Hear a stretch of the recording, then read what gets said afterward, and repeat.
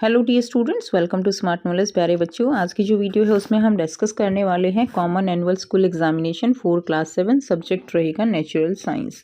Time allow 2.5 घंटे और maximum marks रहेंगे 60।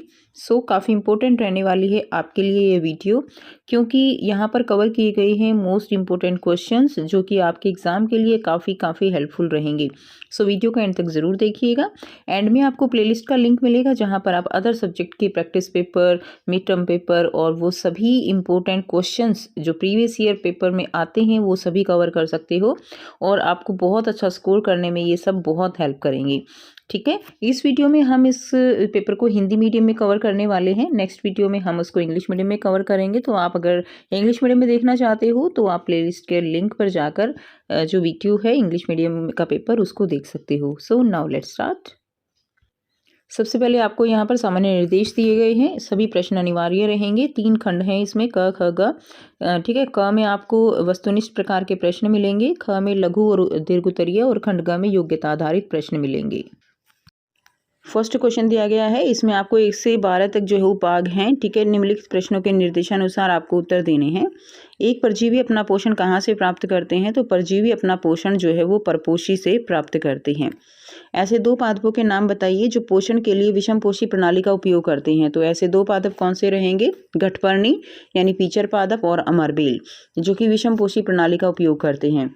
थर्ड है, तेज चलने वाले वाहनों की गति मापने के लिए उनमें पथमापी लगाया जाता है। सही है या गलत है?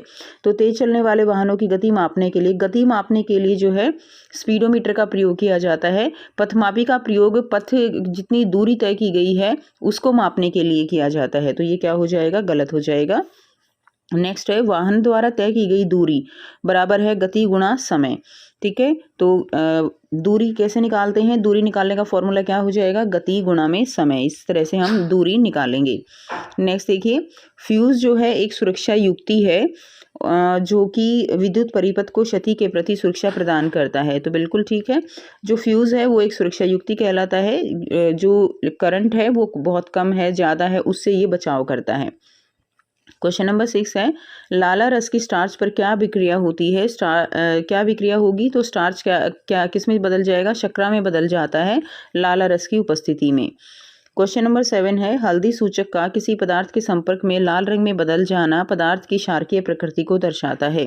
तो ये ठीक है, जो हल्दी है वो लाल रंग में बदल जाती है, उससे उस पदार्थ की किस प्रकृति का पता चलता है? क्षारकीय प्रकृति का।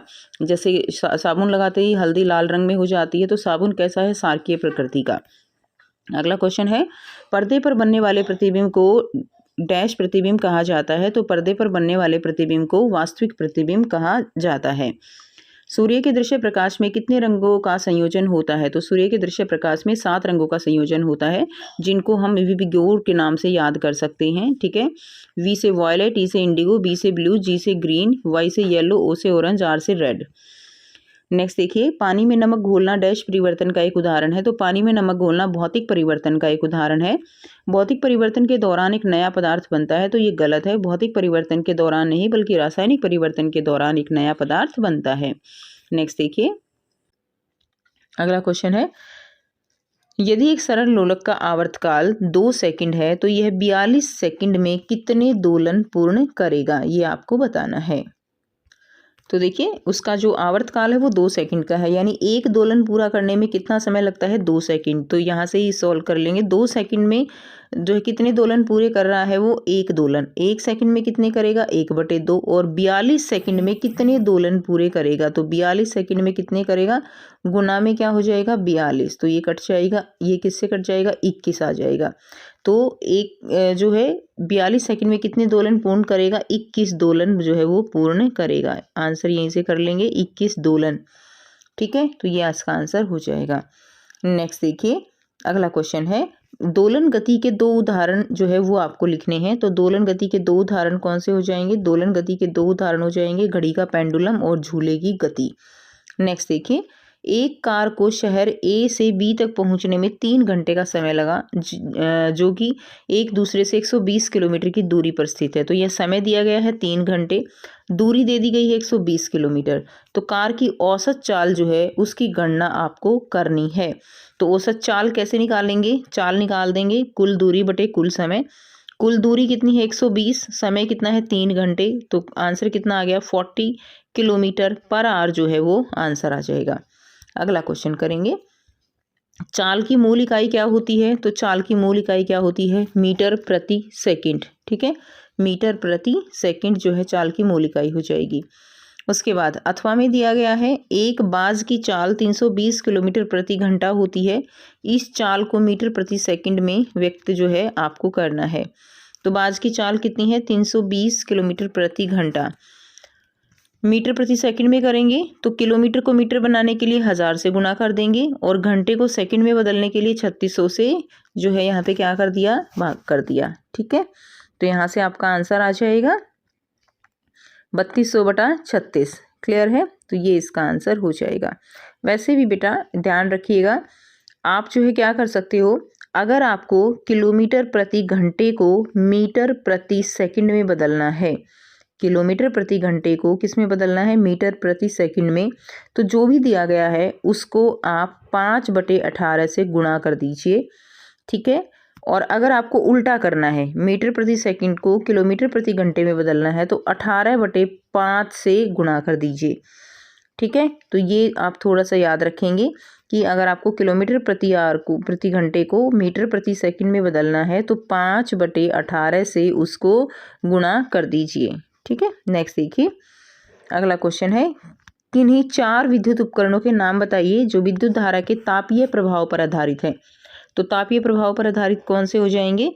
इलेक्ट्रिक आयरन है यानी इस्त्री, ठीक है, प्रेस, हीटर, गीजर, टोस्टर, ये तापीय प्रभाव पर आधारित है।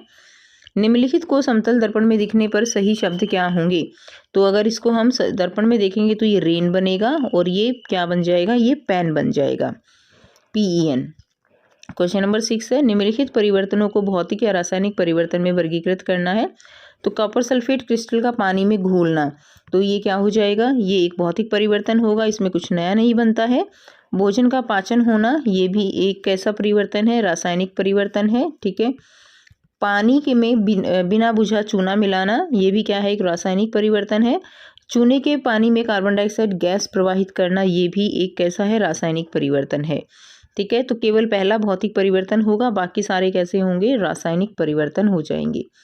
नेक्स्ट देखिए, अगला क्वेश्चन है, यशद लेपन किसे कहते हैं? नींबू के रस में बेकिंग सोडा मिलाने पर उत्पन्न गैस का नाम लिखिए। तो यशद लेपन क्या होता है? तो आंसर रहेगा, यशद लेपन है लोहे या इस्पात पर जंग से बचाने के लिए जस्ते की परत चढ़ाना, क्या कहलाता है, यशद लेपन कहलाता है। ठीक है, नींबू के रस में बेकिंग सोडा मिलाने पर उत्पन्न गैस कौन सी है? कार्बन डाइऑक्साइड गैस जो है वो निकलती है। तो यशद लेपन क्या है, लोहे या इस्पात पर जंग से बचाने के लिए जो जस्ते की परत चढ़ाई जाती है उसको यशद लेपन कहते हैं।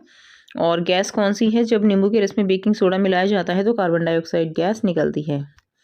अगला क्वेश्चन है, विद्युत चुंबक तैयार करने के लिए आवश्यक सामग्री की सूची जो है वो आपको बनानी है। तो आवश्यक सामग्री क्या हो जाएगी? तांबे का तार, लोहे की कील या लोहे की छड़ है, बैटरी है, स्विच है, कनेक्टिंग तार है, ये सब हो जाएगा। उसके बाद है, आप विद्युत चुंबक कैसे तैयार करेंगे? तो विद्युत चुंबक तैयार करने के लिए क्या करते हैं, लोहे की कील या छड़ पर तांबे की तार को हम क्या करते हैं, कसकर जो है उसको लपेट देते हैं। तार के दोनों सिरों को बैटरी और स्विच से जोड़ देंगे, स्विच को ऑन कर देंगे।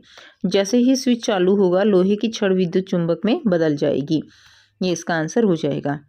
नेक्स्ट देखिए, अथवा में दिया गया है, एक विद्युत परिपथ में एक बल्ब और तांबे की तार की कुंडली को एक स्विच की सहायता से बैटरी से जोड़ा जाता है। तो एक परिपथ बनाया जाता है जिसके अंदर क्या क्या होता है, एक बल्ब लगा होता है, तांबे की तार की कुंडली जो है वो लगाते हैं और एक स्विच लगा देते हैं और बैटरी से उसको जोड़ दिया जाता है। अब क्या किया जाता है, कुंडली के नज़दीक एक चुंबकीय कंपास रखा गया है। ठीक है, आप चुंबकीय कंपास में क्या परिवर्तन देखेंगे जब, तो परिपथ में क्या परिवर्तन होगा? तो परिपथ में स्विच को ऑन किया जाता है, स्पष्ट कीजिए। परिपथ में जो है जब स्विच ऑन होगा तो कुंडली के पास जो चुंबकीय सुई होगी वो अपने मूल स्थान से हिलने लगेगी, क्योंकि विद्युत प्रवाह जो है चुंबकीय क्षेत्र उत्पन्न करता है। ठीक है, तो ये हो जाएगा, जो कंपास होती है उसके अंदर डिफ्लेक्शन होना शुरू हो जाएगा, वो हिलने लगेगी, क्योंकि जब तार में से विद्युत धारा प्रवाहित होगी तो उसके अंदर एक चुंबकीय क्षेत्र उत्पन्न होता है, और दोनों चुंबक, ये भी चुंबक है, कंपास में भी चुंबक है, तार के अंदर भी चुंबकीय क्षेत्र उत्पन्न हो गया, जिसके कारण दोनों चुंबक एक दूसरे के पास आने की वजह से उसके अंदर क्या होने लगेगी, सुई में हमें वो हिलती हुई नजर आएगी। नेक्स्ट देखिए, अगला क्वेश्चन है, यदि बल्ब फ्यूज हो गया हो तो परिपथ में स्विच ऑन है, तो जो मैग्नेटिक कंपास है, चुंबकीय कंपास है, उसके ऊपर क्या इफेक्ट होगा। तो देखिए, अगर बल्ब फ्यूज हो गया है तो इसका मतलब परिपथ जो है वो पूरा नहीं है, परिपथ बीच में टूट गया है। अब अगर परिपथ टूट गया है तो फिर उसके अंदर कोई डिफ्लेक्शन नहीं होगा। यदि बल्ब फ्यूज हो गया और स्विच ऑन है, बल्ब के फ्यूज होने पर भी यदि परिपथ में अन्य भाग सही है तो तांबे की कुंडली में विद्युत प्रवाहित नहीं होगी और सुई में कोई परिवर्तन नहीं होगा। चुंबकीय सुई जो है, कंपास है, उसके अंदर कोई परिवर्तन नहीं होगा, क्योंकि परिपथ ही कंप्लीट नहीं है। नेक्स्ट देखिए, मनुष्य में पोषण प्रक्रम में शामिल विभिन्न चरणों को सही क्रम में सूचीबद्ध कीजिए। तो पोषण प्रक्रम में कौन कौन से जो चरण है वो हैं, उनको सूचीबद्ध करना है। तो सबसे पहले चरण क्या होता है, ग्रहण करना, यानी इंजेशन। तो भोजन का मुख द्वारा सेवन जो है वो क्या कहलाता है, ग्रहण करना। उसके बाद पाचन, जटिल अणुओं का सरल अणुओं में टूटना। उसके बाद है अवशोषण, पोषक तत्वों का रक्त में अवशोषण। उसके बाद है उपापचय, ऊर्जा व विकास हेतु पोषक तत्वों का उपयोग, वो उपापचय कहलाएगा। उसके बाद है अपशिष्ट निष्कासन, अवांछित पदार्थों का शरीर से बाहर निकलना निष्कासन कहलाता है। तो ये इसके स्टेप हो जाएंगे। नेक्स्ट देखिए, मानव पाचन तंत्र में उपस्थित अंगुली के समान उभरी हुई संरचनाओं का नाम, स्थान और कार्य लिखिए। तो मानव पाचन तंत्र में जो उंगली जैसी संरचनाएं होती हैं वो कहाँ होती हैं, उनका काम क्या है, आंसर रहेगा। ठीक है, तो उनका नाम जो है क्या है, विली है। स्थान है छोटी आंत की आंतरिक दीवार में वो उपस्थित होती हैं, छोटी आंत जो होती है हमारी उसकी आंतरिक दीवार में। कार्य क्या रहेगा, भोजन के पोषक तत्वों का अधिकतम अवशोषण करना, वो उसका कार्य हो जाएगा, भोजन के पोषक तत्वों का अधिकतम अवशोषण। नेक्स्ट देखिए, अगला क्वेश्चन है, लिटमस एक प्राकृतिक सूचक है जिसे लाइकेन से प्राप्त किया जाता है। लिटमस पर पदार्थ की अम्लीय, क्षारीय और उदासीन प्रकृति का प्रभाव लिखिए। तो लिटमस जो है एक लिटमस पर अम्लीय, क्षारीय और उदासीन प्रकृति का प्रभाव आपको दिखाना है। तो अम्लीय अगर प्रभाव है तो नीला लिटमस क्या हो जाएगा, लाल हो जाएगा।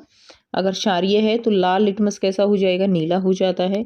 और अगर उदासीन है तो लिटमस के रंग में किसी तरह का कोई भी परिवर्तन नहीं होगा, ये इसका आंसर हो जाएगा। नेक्स्ट देखिए, लोहे में जंग लेने के लिए दो आवश्यकताओं को सूचीबद्ध करना है। तो लोहे को अगर जंग लगना है तो क्या क्या चाहिए, नमी चाहिए, पानी चाहिए, मॉइस्चर, ठीक है, और हवा चाहिए यानी ऑक्सीजन। तो ऑक्सीजन की उपस्थिति होनी चाहिए और नमी की उपस्थिति होनी चाहिए। नेक्स्ट देखिए, लोहे को जंग लगने से कैसे रोका जा सकता है। तो लोहे को जंग लगने से कैसे रोका जाएगा, तो अगर हम नमी और ऑक्सीजन को हटा दें, या इसके अलावा हम क्या कर सकते हैं, उसके ऊपर पेंट कर सकते हैं। ठीक है, धातु पर पेंट या वर्निश करना, उससे बचाया जा सकता है। गैल्वेनाइजेशन यानी जस्ते की परत चढ़ा के, जिंक की परत चढ़ा के, तो भी उसको खराब होने से या जंग लगने से बचाया जा सकता है। अगला क्वेश्चन देखिए, खंड ग में आपको यहाँ पे क्या करना है, मिलान करना है। तो यहाँ पे देखिए, रूमेन जो है वो, उसका मतलब क्या है, रूमेन का मतलब जो पशु जुगाली करते हैं, क्लियर। तो इसमें आ जाएगा जुगाली। आमाशय के अंदर कौन सा अम्ल श्रावित होता है, आमाशय जो है उसके अंदर हाइड्रोक्लोरिक अम्ल होता है। जीव क्या करता है, जीव जो है वो खाना निगलने में हेल्प करता है। इसके अलावा ठीक है, जीव क्या करेगा, खाना निगलना। गुदाद्वार से क्या होता है, गुदाद्वार से निष्कासन होता है, जो भी अपशिष्ट पदार्थ हैं उनका। पित्ताशय, पित्त यानी जो एक तरह से जो यकृत है उसके अंदर से पित्त निकलती है और उसका संचय कौन करता है, पित्ताशय करता है। और यकृत यानी पित्त का श्रावण करता है, पित्त को निकालता है यकृत। तो ये आप मैच हो जाएंगे। नेक्स्ट देखिए, क्वेश्चन नंबर 12 के और में दिया गया है, तो आपको इन कथनों को सही करके पुनः लिखना है। कुत्ता एक रोमंथी जंतु है, तो कुत्ता एक रोमंथी जंतु नहीं है, गाय जो है वो एक रोमंथी जंतु है। जो खाने को पूरा का पूरा निगल लेते हैं और बाद में फिर जुगाली करते हैं। जुगाली करने वाले जंतु जो है उनको रोमंथी कहा जाता है। सेकंड है, ग्रशिका भोजन को सीधे शुदांत्र में पहुंचाती है। तो ग्रशिका जो है वो भोजन को सीधे शुदांत्र में ना पहुंचाकर पेट में पहुंचाती है। उसके बाद है, प्रोटीन का पाचन वसा, अम्ल एवं ग्लिसरोल में होता है। तो प्रोटीन का पाचन जो तो केवल अमीनो अम्ल में होता है। वसा का पाचन जो है वो वसा, अम्ल और ग्लिसरोल में होता है। तो प्रोटीन की जगह वसा आ जाएगा। मंड का पाचन आमाशय में शुरू होता है। तो देखिए, जो हम खाना खाते हैं, चपाती है, राइस है, कुछ भी है, तो जो उसके अंदर मंड होता है उसका पाचन तो मुख में ही शुरू हो जाता है। जो हमारे मुख में जो सलाइवा है, ये ठीक है, तो जो सलाइवरी ग्लैंड है, जिनसे जो सलाइवा निकलता है, उन्हीं से जो खाना है वो पाचित होना शुरू हो जाता है और सबसे पहले कार्बोहाइड्रेट यानी मंड पाचित होता है। पित्ताशय लार स्रावित करता है। तो पित्ताशय लार स्रावित नहीं करता, मुख जो है वो लार स्रावित करता है। भोजन का पाचन बृहदांत्र में संपूर्ण होता है। बृहदांत्र यानी बड़ी आंत, तो भोजन का पाचन जो है वो शुदांत्र यानी छोटी आंत में संपूर्ण होता है। अगला क्वेश्चन है क्वेश्चन नंबर 13। पत्तियां पादप में कई भूमिकाएं निभाती हैं। पौधे मिट्टी से पानी अवशोषित करते हैं। पानी जड़ों के तनों से माध्यम से पत्तियों के ओर बढ़ता है। पौधे वायुमंडल में बहुत सारा पानी निष्कासित करते हैं, जो पृथ्वी में जल चक्र में योगदान देता है। इस तथ्य का परीक्षण करने के लिए एक छात्र ने गमले में लगा एक पौधा लिया और उसको एक शाखा पर, जिस पर पत्तों का गुच्छा था, उसको एक पारदर्शी पॉलिथीन से ढक दिया। उसने पौधे को सूर्य के प्रकाश में रखा और उसका निरीक्षण किया। ठीक है, अब देखिए उसने क्या निरीक्षण किया। तो छात्र ने देखा कि पॉलिथीन के पॉली बैग में पानी की कुछ बूंदें दिखाई देती हैं। ऐसा होता है ना, अगर आप पेड़ की पत्तियों को अच्छे से बांध दोगे पॉलिथीन से, तो आप देखोगे कि उसके ऊपर पानी पानी दिखाई देगा। क्यों? क्योंकि ट्रांसपिरेशन होता है, वाष्पोत्सर्जन होता है, पत्तियों से पानी निकलता है और वो पॉलिथीन के अंदर ही कंडेंसेट हो जाता है, संघनन हो जाता है उसका एक तरह से, वो हमें बूंदों के रूप में दिखाई देता है। अगला प्रश्न देखिए, उपरोक्त गतिविधि में पानी की बूंदें किसके कारण दिखाई देती हैं? तो इस गतिविधि में जो पानी की बूंदें हैं वो वाष्पोत्सर्जन के कारण दिखाई देती हैं। किसके कारण? वाष्पोत्सर्जन के कारण दिखाई देती हैं। अगला प्रश्न है, वह प्रक्रिया जिसके द्वारा जल वाष्प द्रव में परिवर्तित हो जाती है वह क्या कहलाती है? तो वह प्रक्रिया जिसके द्वारा जो जल वाष्प हैं वो द्रव में बदल जाते हैं वो संघनन कहलाता है। क्या कहलाता है? संघनन। नेक्स्ट है, अथवा में दिया गया है, पौधे में निम्नलिखित में से कौन सी पत्तियों को पानी की आपूर्ति करता है? तो पौधे में कौन जो है पत्तियों को पानी की आपूर्ति करता है? तो तना वो पत्तियों की पानी की आपूर्ति करता है। क्वेश्चन 14, एक खोज के दौरान दो इतिहासकारों ने बहुत पुराने घर में दो बोतल ए और बी में दो तरल पदार्थ संग्रहित मिले। इन पदार्थों की प्रकृति जानने के लिए उसने लिटमस सूचक का इस्तेमाल किया और पाया कि बोतल ए में तरल लाल रंग के लिटमस को नीले रंग में बदल देता है, जबकि बोतल बी के पदार्थ के साथ लाल लिटमस में कोई परिवर्तन नहीं देखा गया। ठीक है, तो इसमें पूछा गया है बोतल ए में पदार्थ की प्रकृति कैसी है? तो बोतल ए में पदार्थ की प्रकृति कैसी है? क्षारकीय प्रकृति है। क्योंकि देखिए यहाँ पे क्या लिखा है, ए जो है क्या करता है, लाल रंग को नीले में बदलता है। तो नीले में कौन बदलता है? जो क्षारकीय होता है वो लाल को नीले में बदलता है।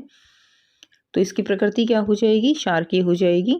बोतल बी में पदार्थ की प्रकृति क्या नहीं हो सकती? तो बोतल बी में क्षारकीय नहीं हो सकती। ठीक है, बोतल बी में पदार्थ की प्रकृति का पता इस प्रकार लगाया जा सकता है। तो चखकर नहीं, बिल्कुल नहीं चखना चाहिए, किसी भी इस तरह की चीज़ों को स्पर्श नहीं करना चाहिए, वो खतरनाक हो सकता है। सूंघना भी नहीं चाहिए। तो हमें एक जो सूचक है उसका प्रयोग करना चाहिए। तो चाइना रोज के सूचक का उपयोग करके हम बी की प्रकृति का पता लगा सकते हैं। अथवा है, जब आसूत जल का परीक्षण लिटमस के साथ किया जाता है तो यह, तो आसूत जल यानी डिस्टिल वाटर, उसका परीक्षण जो है लिटमस के साथ किया जाएगा। तो क्या करेगा, अब आसूत जल वो ना अम्लीय है ना क्षारकीय है, तो इसलिए क्या होगा, उस लिटमस में कोई भी परिवर्तन दिखाई नहीं होता देता है। लिटमस के रंग में कोई परिवर्तन नहीं होता है। ठीक है, नेक्स्ट देखिए क्वेश्चन नंबर 15 है, पिन होल कैमरे यानी सूची छिद्र में देखी गई छवि उल्टी होती है। प्रकृति में भी एक रोचक पिन होल कैमरा है। कभी कभी हम एक ऐसे वृक्ष के नीचे से गुजरते हैं जिसमें ढेरों पत्तियां होती हैं, तब हमें उस पेड़ के नीचे सूर्य के प्रकाश के धब्बे दिखाई देते हैं। वास्तव में ये वृत्ताकार प्रतिबिंब सूर्य के सूची छिद्र प्रतिबिंब होते हैं। प्रकाश के संबंध में वस्तु अपारदर्शी, पारदर्शी और पारभासी प्रकृति की हो सकती है। तो अपारदर्शी जिसमें आर पार दिखाई ना दे, पारदर्शी आर पार दिखाई दे, और पारभासी जिसमें धुंधला दिखाई देता है। पिन होल कैमरे में लोगों की देखी गई छवि होती है। तो कैसी छवि होती है पिन होल कैमरे में? उल्टी दिखाई देती है हमें। वे वस्तुएं जो स्वयं प्रकाश उत्सर्जित नहीं करती हैं उनको अदीप्त वस्तु कहा जाता है, जो करती हैं उनको दीप्त कहा जाता है। आर पार दिखे पारदर्शी कहा जाता है, ना दिखे अपारदर्शी कहा जाता है। जब प्रकाश को दर्पण पर डाला जाता है तो यह क्या करता है? एक छाया बनाता है? नहीं। उसको अवशोषित कर लेता है पूरी तरह से? नहीं। अगर ऐसा होता तो हमें सब कुछ ब्लैक दिखाई देता जब हम दर्पण पे देखेंगे। प्रकाश का रंग बदल जाता है? बिल्कुल नहीं। तो प्रकाश की दिशा बदल देता है, तो ये ठीक है। प्रकाश जब दर्पण पर डाला जाता है इस तरह से, जब भी दर्पण पर डाला तो क्या होगा? प्रकाश अगर ऐसे पड़ रहा है तो वो ऐसे जो है दिशा बदल लेगा। नेक्स्ट देखिए, अथवा प्रकाश को अपने अंदर से होकर नहीं जाने देती हैं। तो कौन सी वस्तुएं अपने अंदर से होकर नहीं जाने देती? वो अपारदर्शी वस्तुएं होती हैं। तो ये इसका आंसर हो जाएगा। तो ये था कंप्लीट पेपर। आई होप आपको सारे क्वेश्चन समझ आ गए होंगे। फिर भी अगर कोई डाउट हो तो आप पूछ सकते हो। अभी आपके सामने जो है प्लेलिस्ट का लिंक आया हुआ है, अगर आप इस पर क्लिक करते हो तो आप जो है और भी इम्पोर्टेंट जो पेपर हैं उनको देख सकते हो, समझ सकते हो। सो मिलते हैं आपसे नेक्स्ट वीडियो में। Till then take care, bye bye and have a nice day.